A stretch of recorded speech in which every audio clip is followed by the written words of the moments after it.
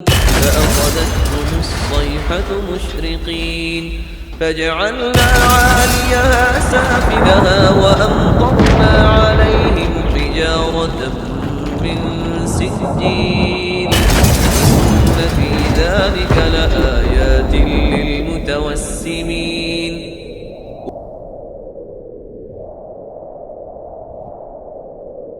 نحمده ونصلي على رسوله الكريم اما بعد فاعوذ بالله من الشیطان الرجیم بسم اللہ الرحمن الرحیم رب اشرح لي صدری ويسر لي امری واحلل عقدۃ من لسانی یفقهوا قولی لا یمسهم فیہا نصب، ان کو اس میں کوئی تھکاوٹ نہ ہوگی. اتنی بڑی جنت ہوگی، خوب گھومے پھریں گے لیکن بالکل نہیں تھکیں گے. یا تو اگر آپ کسی بڑے پارک میں سیر کے لیے جائیں تو واپس آ کے شدید تھکاوٹ لاحق ہو جاتی. کبھی آپ نکلے ہو پکنک پہ، سیر و تفریح پہ، تو واپس آ کے کیا ہوتا ہے؟ یعنی عام روٹین سے زیادہ تھکتے ہیں. لیکن جنت کیا ہے؟ وسیع ترین ہونے کے باوجود ارضها السماوات والارض، آپ نہیں تھکیں گے. لا یمسهم فیہا نصب، تھکاوٹ پاس سے نہ گزرے گی، ٹچ بھی نہیں کرے گی، مس بھی نہیں کرے گی. وما ہم منہا بمخرجین، اور نہ وہ اس سے نکالے جائیں گے. حضور صلی اللہ علیہ وسلم نے فرمایا، مجھے اللہ تعالیٰ کا حکم ہوا ہے کہ میں حضرت خدیجہ کو جنت کے سونے کے محل کی خوشخبری سنا دوں، جس میں نہ شور و غل ہے، ساؤنڈ پروف، نہ تکلیف اور مصیبت. یہ جنتی جنت سے کبھی نہ نکالے جائیں گے. ایک اور حدیث میں ہے، جنتیوں سے کہا جائے گا کہ اے جنتیوں، تم ہمیشہ تندرست رہو گے، کبھی بیمار نہ پڑو گے، ہمیشہ زندہ رہو گے، کبھی نہ مرو گے، ہمیشہ جوان رہو گے، کبھی بوڑھے نہ ہوگے، ہمیشہ یہیں رہو گے، کبھی نکالے نہ جاؤ گے. اور دنیا میں یہ سب کچھ پورا ہونا ممکن ہی نہیں. وما ہم منہا بمخرجین.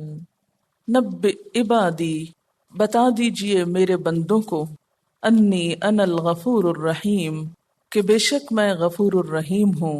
وان عذابی هو العذاب العلیم، اور یہ کہ میرا عذاب وہ دردناک عذاب ہے.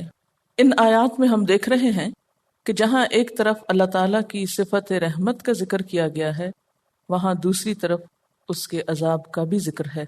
سوال یہ پیدا ہوتا ہے کہ صرف ایک ہی بات کیوں نہیں کہی گئی، اور پھر یہ کہ ہم صرف ایک ہی کو لے کر کیوں بیٹھے ہوئے ہیں.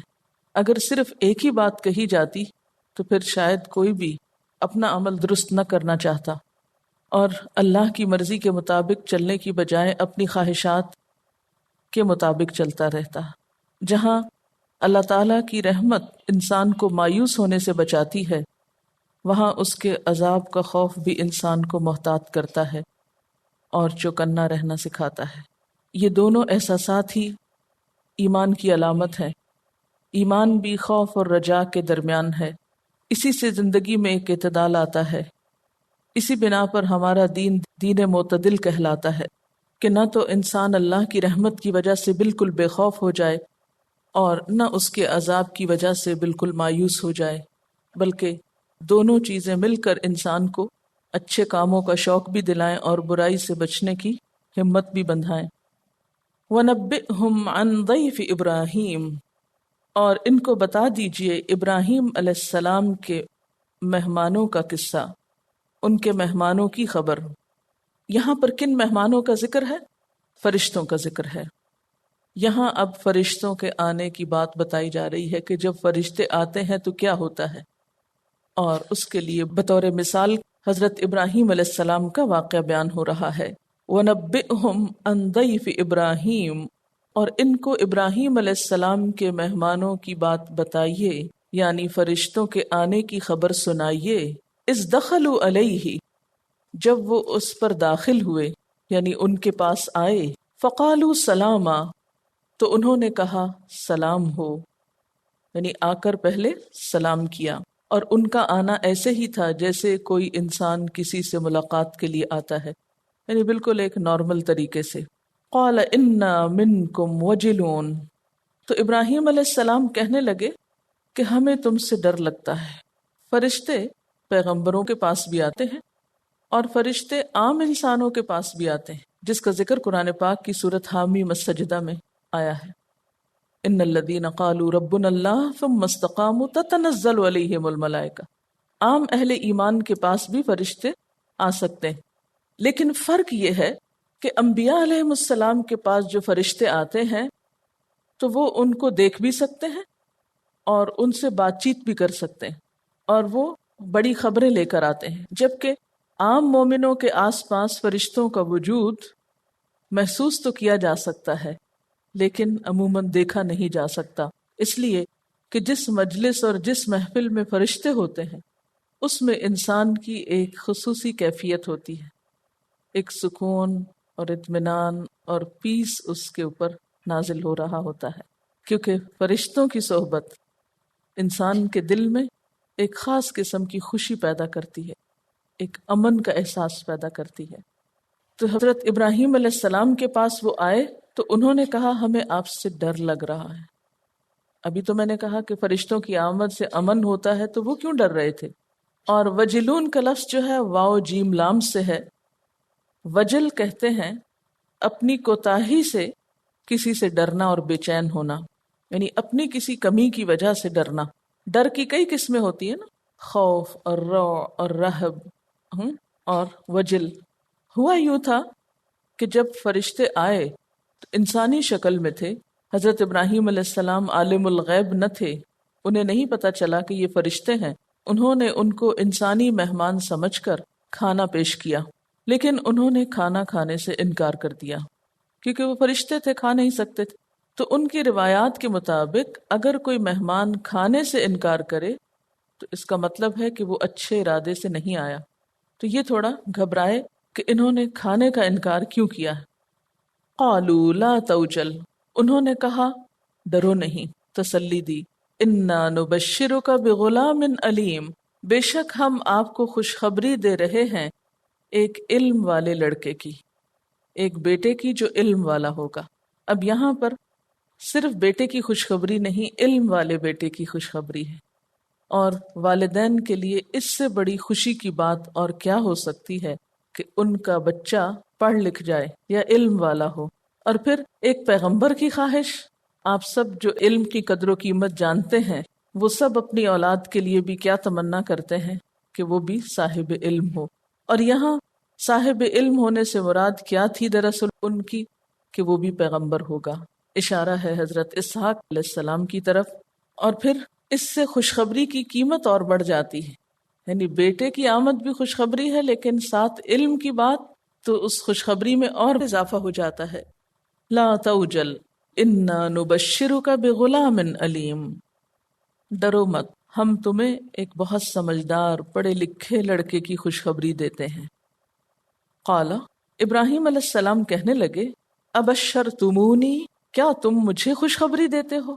الا ام مسنی الکبر، باوجود اس کے کہ مجھے بڑھاپے نے آ لیا، میں بوڑھا ہو چکا ہوں۔ فبم تبشرونی، پس تم مجھے کس چیز کی خوشخبری دے رہے ہو؟ یہ کیسی بشارت ہے؟ سورۃ ہود میں آپ نے پڑھا کہ یہ خوشخبری حضرت ابراہیم علیہ السلام کو نہیں بلکہ حضرت سارہ کو دی گئی، اور یہاں کی عبارت سے یوں پتہ چلتا ہے کہ ابراہیم علیہ السلام کو دی جا رہی ہے۔ تو بات یہ ہے کہ اس میں اختلاف نہیں ہے، اصل میں وہ دونوں ہی گھر پہ تھے، اور فرشتے اگرچہ حضرت سارہ سے مخاطب تھے لیکن حضرت ابراہیم علیہ السلام بھی وہاں موجود تھے اور ان ساری کیفیات کو دیکھ رہے تھے، سن رہے تھے، محسوس کر رہے تھے۔ پھر ایسا کیوں ہے؟ کیونکہ یہاں کہتے ہیں نا کیا تم مجھے خوشخبری دیتے ہو، تو اس سے کوئی آپ کے ذہن میں یہ وسوسہ نہ ڈالے کہ دیکھو قرآن میں کنٹرڈکشن ہے، کہیں ایک بات ہے کہیں دوسری بات ہے۔ اصل میں کنٹرڈکشن نہیں ہے، صرف یہ کہ واقعے کی مختلف جزیات کا ذکر مختلف طرح کیا جا رہا ہے، اور اس میں بھی ضرور کوئی حکمت ہے جو اور غور و فکر سے سمجھ میں آتی ہے۔ تو یہاں پر انہوں نے کیا کہا کہ یہ سب کیسے، میں تو بوڑھا ہو چکا ہوں۔ اور ان کی بیوی نے بھی کیا کہا تھا، عجوز عقیم، بوڑھیا بانجھ، مجھے یہ خبر مل رہی ہے۔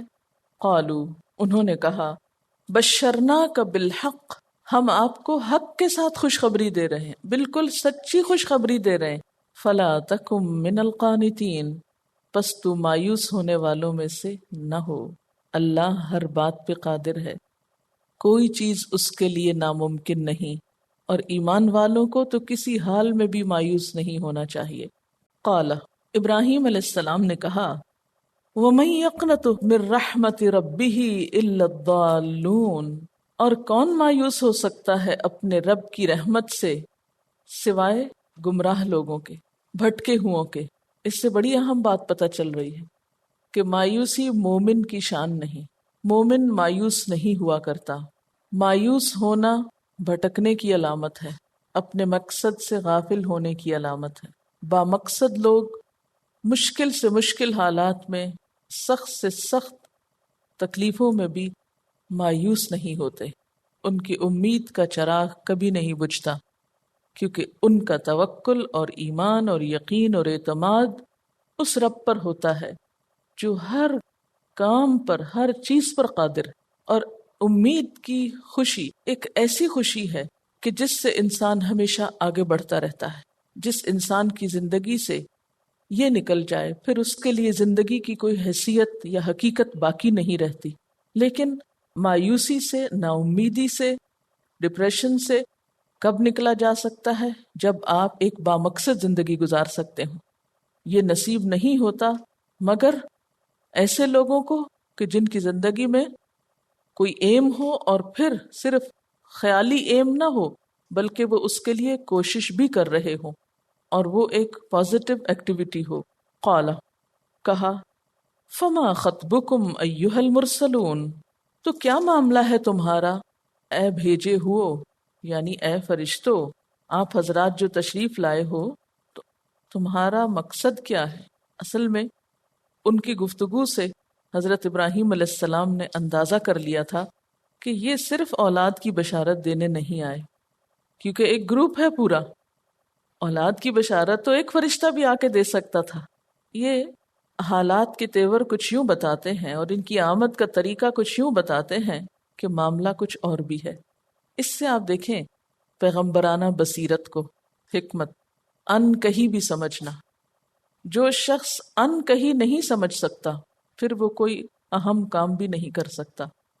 ایک طریقہ تو معاملات کا یہ ہوتا ہے انسانوں کے ساتھ کہ آپ جو وہ منہ سے بولیں بس اتنی بات سمجھ لیں اور اتنا ہی ایکشن لے لیں، اور ایک یہ ہوتا ہے کہ جو ان کے دل میں ہو وہ بھی آپ کی طرف کنوے ہو جائے۔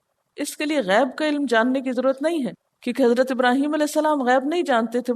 وہ شروع میں ان کو پہچان نہیں سکے تھے کہ یہ فرشتے ہیں یا کچھ اور ہیں، لیکن اس کے بعد دوسرے معاملے کو پہچان رہے ہیں۔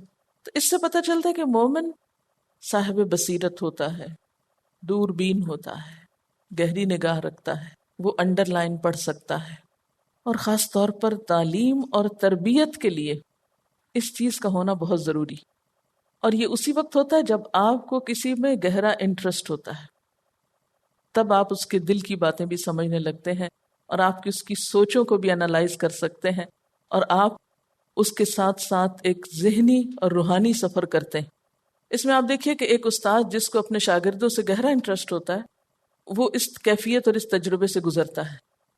وہ ان کی ایگنی کو، دکھ، درد، ٹیسٹ کی پریشانی وغیرہ سب چیزوں کو محسوس کرتا ہے، اور اس بنا پر وہ ان سے شفقت اور محبت اور مہربانی کا معاملہ بھی کرتا رہتا ہے۔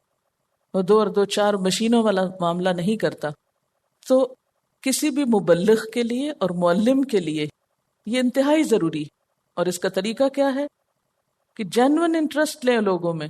کیوں؟ اس لیے کہ آپ کو اللہ سے اجر کمانا ہے ان کے ساتھ زیادہ سے زیادہ خیر خواہی کر کے۔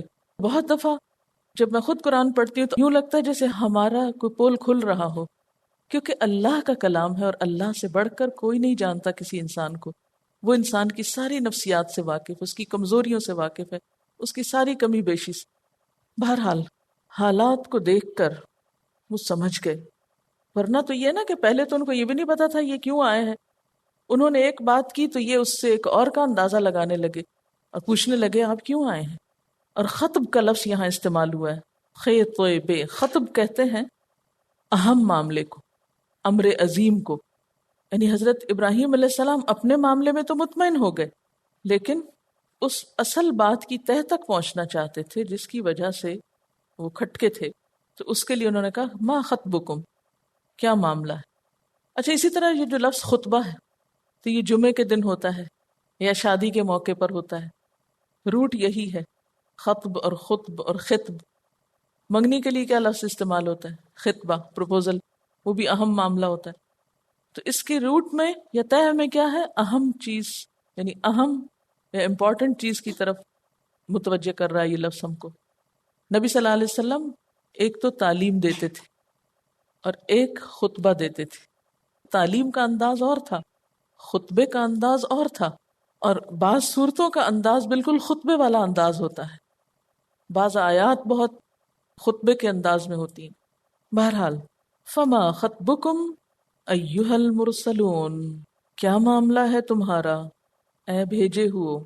قالو، انہوں نے کہا، انا ارسلنا الی قوم مجرمین، ہم ایک مجرم قوم کی طرف بھیجے گئے ہیں۔ وہ کون سی قوم تھی؟ حضرت لوط علیہ السلام کی قوم۔ ان کو قوم لوط کہنے کی بجائے قوم مجرمین کہا گیا۔ اس سے آپ اندازہ کریں کہ فرشتوں کا بھی اس قوم پر کیسا غیظ و غضب تھا، کتنے ناراض تھے فرشتے بھی اس قوم سے کہ قوم لوط کہنے کی بجائے قوم مجرمین کہا۔ یہ قوم کہاں تھی؟ اور فرشتوں کے ایک ہی سفر میں یا ایک ہی آمد میں یہ دو کام ساتھ ساتھ کیوں تھے؟ اس کی وجہ یہ ہے کہ حضرت ابراہیم علیہ السلام تو فلسطین میں رہتے تھے، اس کے قریب ہی بحر مردار یعنی ڈیڈ سی کے کنارے آپ کے بھتیجے حضرت لوط علیہ السلام تھے، یعنی یہ علاقہ قریب ہی تھا، اور پیغمبر بھی آپ کے رشتہ دار تھے، یعنی بھتیجے تھے آپ کے۔ تو جب ایک کام سے فرشتے آئے تو ساتھ ہی دوسرا کام بھی انہوں نے کر لیا۔ لوط علیہ السلام اس علاقے میں بسنے والوں کو تبلیغ اور تعلیم کا کام کرتے تھے، مگر وہ کسی طرح بھی ماننے کو تیار نہ تھے، اس لیے انہیں قوم مجرمین کہا گیا۔ اور ان کے بڑے بڑے جرائم بھی آپ جانتے ہیں، اور کچھ آگے ذکر بھی آئے گا۔ ان آیات سے ہمیں کچھ یہ بھی پتہ چل رہا ہے کہ فرشتوں کا طور طریقہ کیا ہوتا ہے، وہ کس طرح آتے ہیں، کیسی گفتگو کرتے ہیں، اپنے کام کس طرح انجام دیتے ہیں، ان کی ڈیوٹیز کیسے ہوتی ہیں، کس طرح وہ الہی منصوبے یا اللہ تعالیٰ کے جو کام ہیں ان کو پورے کرتے ہیں۔ تو وہ کہنے لگے کہ ہم مجرم قوم کی طرف بھیجے گئے ہیں، الا آل لوط، سوائے آل لوط کے۔ آل لوط میں کون کون شامل ہیں؟ ایک تو ان کے گھر والے جس میں ان کی بیٹیاں ہیں، ان کی بیوی جو ہیں وہ ساتھ شریک نہیں ہیں، اس کا آگے ذکر آئے گا۔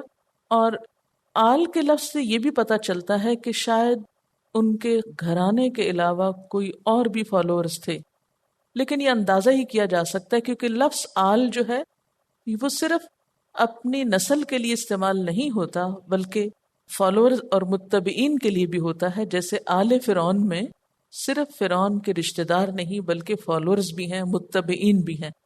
تو الا آل لوط، سوائے آل لوط کے، انا لمنجوہم اجمعین، بے شک ہم البتہ ان کو نجات دینے والے ہیں، سب کے سب کو، یعنی ساری آل لوط کو ہم بچا لیں گے، الا امرأتہ، سوائے اس کی بیوی کے۔ قدرنا، ہم نے مقدر کر دیا، انہا لمن الغابرین، کہ بے شک وہ پیچھے رہنے والوں میں سے ہے۔ یہ وضاحت کیوں ہوئی؟ جب فرشتوں نے کہا کہ ہم مجرم قوم کی طرف بھیجے گئے ہیں تو ابراہیم علیہ السلام ایک دم پریشان ہوئے کہ اچھا وہاں تو کچھ نیک لوگ بھی رہتے ہیں، ان کا کیا ہوگا؟ پھر اس پر بتایا گیا کہ نیک لوگوں کو ہم بچا لیں گے، اور وہ کچھ زیادہ نہ تھے، چند ایک ہی تھے، اور ان میں سے بھی پیغمبر کی بیوی نہیں بچائی جائے گی۔ اس سے آپ اندازہ کر سکتے ہیں کہ اللہ کا انصاف کتنا بے لاگ ہے۔ اس کے ہاں کسی کی بخشش رشتہ داری کی بنیاد پر نہیں ہوگی، بلکہ انسان کے اپنے رویے اور طرز عمل پر۔ فَلَمَّا جَاءَ آلَ لُوطٍ الْمُرْسَلُونَ، پھر جب یہ فرشتے آل لوط کے پاس پہنچے، قالا، تو اس نے کہا، کس نے؟ لوط علیہ السلام نے، کیا؟ انکم قوم منکرون، بے شک تم اجنبی قوم ہو۔ ایک پیغمبر نے بھی فرشتوں کو نہیں پہچانا اور دوسرے پیغمبر نے بھی۔ اس سے کیا بات ظاہر ہو رہی ہے کہ پیغمبر غیب کا علم نہیں رکھتے، ورنہ تو وہ نہ پوچھتے اور نہ کہتے کہ آپ لوگ کچھ اجنبی معلوم ہو رہے ہو۔ روایات میں آتا ہے کہ یہ فرشتے حسین نوجوانوں کی شکل میں تھے۔ لوط علیہ السلام ان کو نہیں پہچانتے تھے کیونکہ ان کی بستی کے لوگوں میں سے نہ تھے۔ قالو، انہوں نے کہا، بل جئناک، بلکہ ہم لائے ہیں تیرے پاس، بما کانوا فیہ یمترون، جس میں یہ لوگ شک کر رہے ہیں۔ اشارہ ہے عذاب الہی کی طرف کہ یہ قوم آپ کی بات نہیں مانتی اور آپ ان کو عذاب کی جو دھمکی دے رہے ہیں وہ تسلیم نہیں کرتی، اس میں شک ہے ان کو، تو آج ان کا شک دور کرنے آ گئے۔ پھر اس واقعے کو آپ آیت نمبر 7 سے ریلیٹ کر لیجئے کہ اہل مکہ کو سنایا جا رہا ہے کہ آج تم فرشتوں کی آمد کو شک کی نگاہ سے دیکھتے ہو، دیکھو اس سے پہلے ایک قوم کے پاس کس طرح فرشتے آ چکے ہیں۔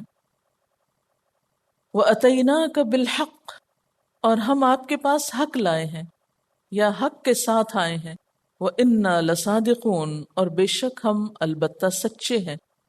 لا جو ہے یہ حرف تاکید ہے، بالکل سچے ہیں، کوئی شک نہیں اس میں۔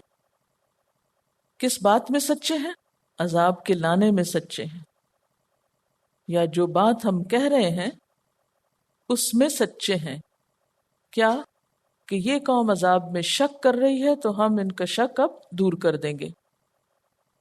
یہاں پر آپ دیکھ رہے ہیں کہ جب وہ بشارت لے کر آئے تھے تو اس کے لیے بھی انہوں نے کہا بشرناک بالحق، اور یہاں عذاب لائے ہیں تو بھی کیا کہہ رہے ہیں، وَأَتَيْنَاكَ بِالْحَقِّ، دونوں کے لیے حق کا لفظ استعمال ہوا ہے، اور وہاں حق سے مراد خوشخبری تھی اور یہاں حق سے مراد عذاب ہے۔ اس سے کیا پتہ چلتا ہے کہ کچھ لوگ اپنے اچھے اعمال کی وجہ سے خوشخبریوں کے حقدار ہوتے ہیں اور کچھ لوگ اپنی بدعمالیوں کی وجہ سے عذاب کے حقدار ہوتے ہیں۔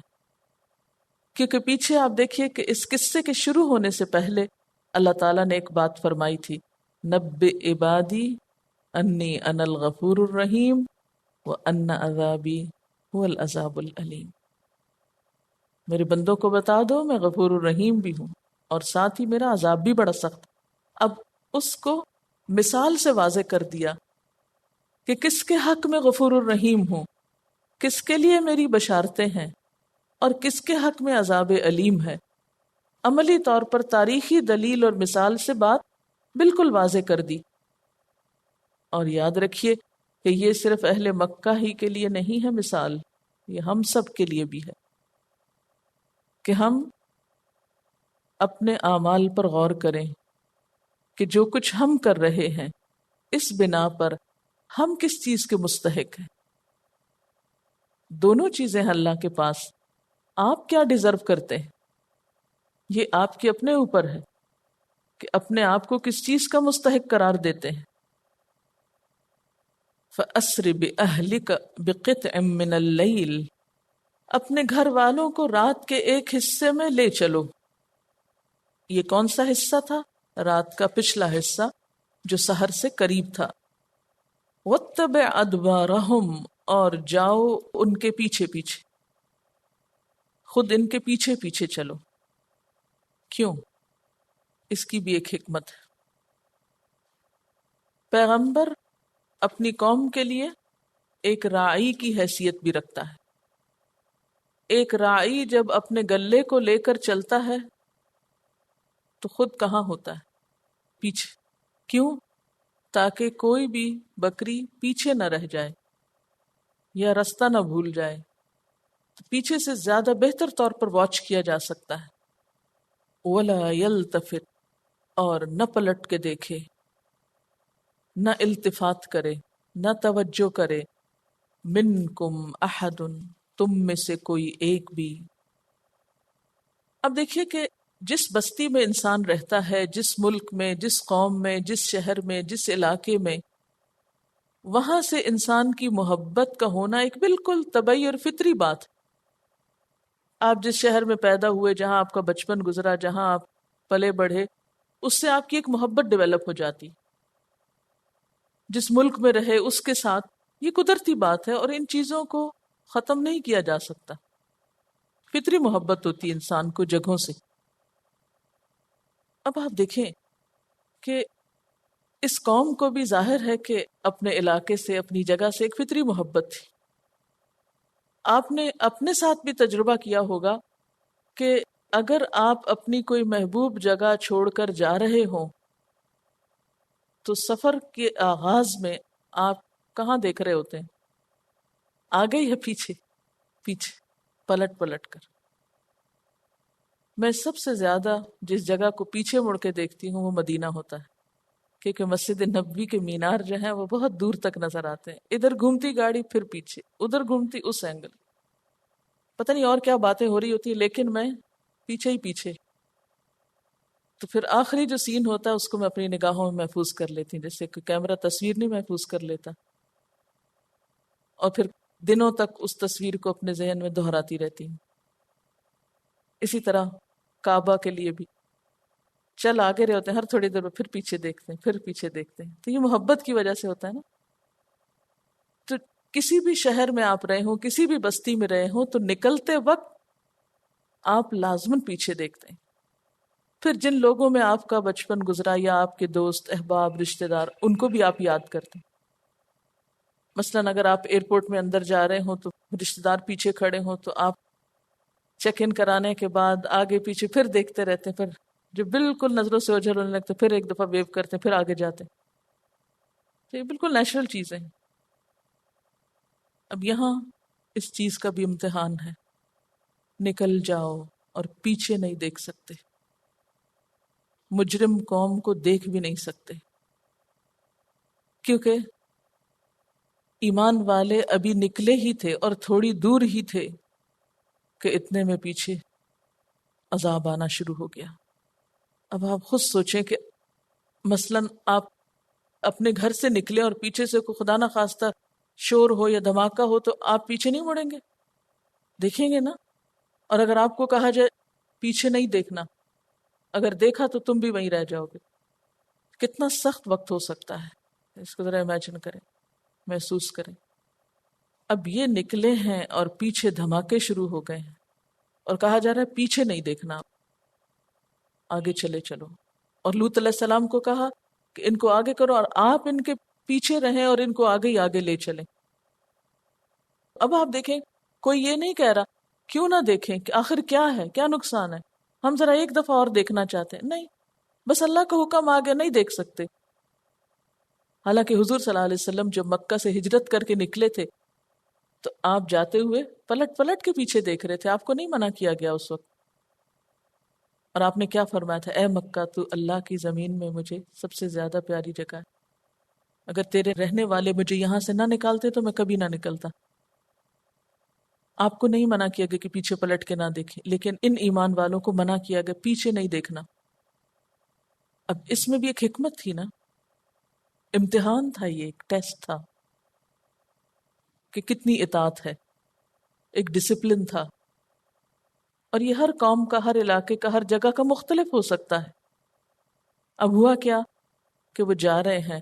لوط علیہ السلام کی بیوی ایمان کا اظہار کرتی تھی پہلے، یعنی وہ کافر نہیں تھی، اپنے آپ کو مسلمان ہی کہتی تھی، لیکن اطاعت گزار نہ تھی. اس میں ایک بہت بڑا سبق ہے ہم سب کے لیے کہ خالی ایمان کا دعویٰ نہیں کافی ہوا کرتا، اس کا تقاضا پورا کرنا بھی ضروری ہے. خیر وہ نکلی اور جو ہی دھماکہ ہوا تو اس نے پلٹ کے پیچھے دیکھ لیا. وہ اس امتحان میں کامیاب نہ ہوئی. ہم بعض اوقات کہتے ہیں اتنی باتیں مانتے، کیا ہوا اگر ایک یہ نہ مانی؟ آپ کو کیا پتا اگر اسی پہ پکڑ ہو گئی تو کیا ہوگا کل؟ اس میں ایک بہت بڑی سیکھنے کی بات ہے ہم سب کے لیے کہ اللہ کے کسی حکم کو بھی چھوٹا نہیں سمجھنا چاہیے. جو بات سمجھ میں آ گئی ہے بس اطاعت کرو. سمعنا و اطعنا وَامْضُوا حَيْثُ تُؤْمَرُونَ، اور چلتے جاؤ جہاں حکم دیے گئے ہو. چلتے جاؤ جہاں جانے کو کہا گیا ہے. وآخر دعوانا ان الحمد للہ رب العالمین. سبحانک اللہم و بحمدک اشہد ان لا الہ الا انت استغفرک و اتوب الیک. والسلام علیکم ورحمۃ اللہ وبرکاتہ.